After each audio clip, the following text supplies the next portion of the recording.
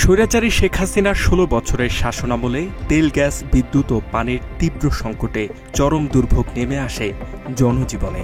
সেই সাথে দফায় দফায় দাম বাড়ার পাশাপাশি বাজারে দ্রব্যমূল্যের ঊর্ধ্বগতির কারণে রীতিমতো নাভিশ্বাস উঠে যায় সাধারণ মানুষের।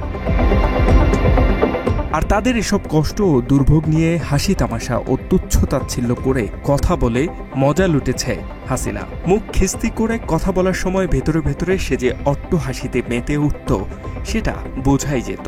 মানুষের সাথে এমন করে কথা বলে এক অমানসিক তৃপ্তি ও আনন্দ পেত হাসিনা। তো বেগুন দিয়ে বেগুনি না খেয়ে আরো যে সবজি সহজলভ্য আছে সেটা দিয়ে খেলেই হয়, আমরা তাই খাই। হাসিনার শাসনামলে বাজারে নিত্যপণ্যের অস্বাভাবিক মূল্য বৃদ্ধিতে দিশেহারা হয়ে পড়ে সীমিত আয়ের মানুষ।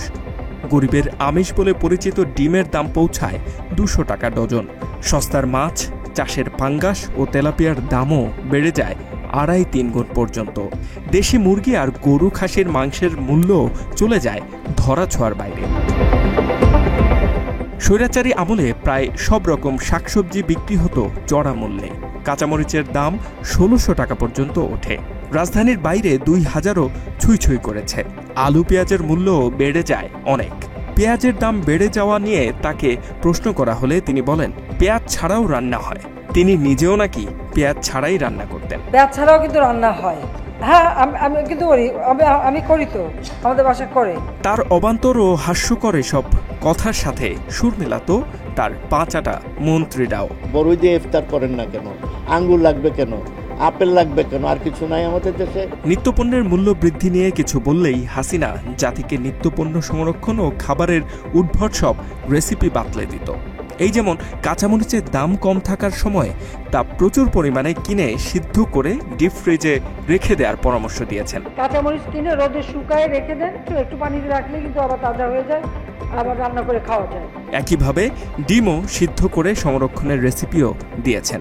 দাম বেড়ে গেলে ডিপ ফ্রিজ থেকে বের করে পানিতে ভিজিয়ে রাখার পর তা রান্নার উপদেশ দিতেন। তার এমন সব কথা শুনে মনে হতো হাসিনা কেবল মানুষকে তুচ্ছ-তাচ্ছিল্যই করত না, তার কথায় মানুষের প্রতি চরম ঘৃণাও প্রকাশ পেত। ডিম সিদ্ধ করে আপনি যদি জিপলকে করে ডিপেও রেখে দেন, ডিম ভালো থাকে অনেকদিন। মাংসের দাম নিয়ে কথা উঠলেই হাসিনা কাঁঠাল খেতে বলতো। তার ভাষায় কাঁঠালের স্বাদ নাকি পুরোই মাংসের মতো। এসব রেসিপির কথা হাসিনা প্রকাশ্যে বিভিন্ন সভা সমাবেশে বলতো, আর গণমাধ্যমগুলো তা ফলাও প্রচার করত। মাংসের পরিবর্তে এখন কাঁঠাল, এই কাঁঠালের কাবাব হয়, কাঁঠালের বার্গার হয়। ফ্যাসিস্ট হাসিনা প্রায়ই বিভিন্ন সমাবেশে মোবাইল ফোন হাতে নিয়ে মানুষকে প্রশ্ন করত, এই মোবাইল ফোন আপনাদের কে দিয়েছে? উত্তরটা সে নিজেই দিয়ে বলতো তিনিই মানুষের হাতে মোবাইল ফোন তুলে দিয়েছে। সাথে অবশ্য তার গুণধর পুত্র জয়ের নামও উচ্চারণ করত। মানুষের যা কিছু আছে তার সবটাই নাকি তার দেয়া। পদ্মা সেতুর মতো সবকিছুই হাসিনা তার টাকাতেই করেছে এমন হাস্যকর দাবিও করত। ভাবখানা এমন ছিল সবটাই তার নিজস্ব টাকায় করা। এই মোবাইল ফোন কে দিয়েছে? আওয়ামী লীগ সরকার ক্ষমতা আসার পর। মাত্র ৩০% টাকায় জমির মালিক হয়ে নতুন বাংলাদেশের গড়ে তোলার স্বপ্ন দেখা বাংলা বসতি। শুধু তাই নয়, নানা সময়ে হাসিনার করা সব হাস্যকর মন্তব্য, সাধারণ মানুষকে নিয়ে তুচ্ছ-তাচ্ছিল্য করে দেয়া এসব বক্তব্যের পাশাপাশি ক্ষমতায় টিকে থাকতে গুম খুন, বিরোধীদের উপর নানা নির্যাতনও চালায় ফ্যাসিস্ট হাসিনা।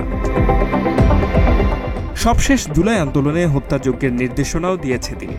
এরপর ২০২৪ সালের ৫ আগস্ট ভারতে পালিয়ে গিয়ে আশ্রয় নিয়েও ক্ষান্ত হননি হাসিনা।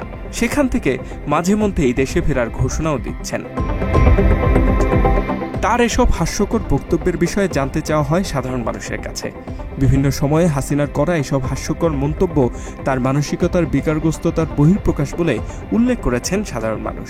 পাগলের মনোভাব ছিল তার, যে গায়ের জোরে দেশ চালাবো, আমাকে পদ্ধতি থাকবে না, আমি যা ইচ্ছা তাই করবো, এটা হতে পারে না। ওনার মাথা ঠিক নাই, যার কারণে এখন উনি আবল তাবল বলতেছে। যদি মাথা ঠিক থাকতো, এটা কোনো সুস্থ মানুষের কাজ হইতে পারে না, এটা কোনো সুস্থ মানুষের বক্তব্য হইতে পারে না। লিমিট পার করে ফেলাইছে, আবার অনেক খারাপ কাজ করছে। খারাপ কাজ করে সেটা নষ্ট করে ফেলাইছে। সে সরকারই যে কথাগুলো বলতেছে এগুলো তো বলা পাইনি কথা। এমনকি হাসিনার এসব বক্তব্যকে পাগলের প্রলাপ বলেও মন্তব্য করেছেন কেউ কেউ। পাগলের প্রলাপ যে বলে এইরকমই কথাবার্তা নাগরিকের কথাবার্তা চিন্তা ভাবনা করে তার পদক্ষেপ নেওয়া উচিত ছিল, কথাবার্তা বলা ছিল, কিন্তু তার নিজস্ব কিছু কথাবার্তার কারণেই সে আজকে পদত্যাগ হয়েছে। ওগুলো বলার কারণেই তার এই অবনতি হয়েছে।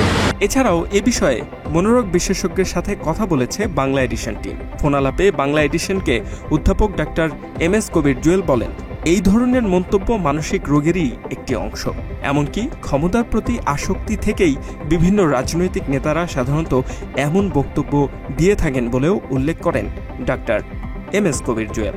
মানসিক রোগ যেটা আছে তার একটা অংশ আবার আসক্তি।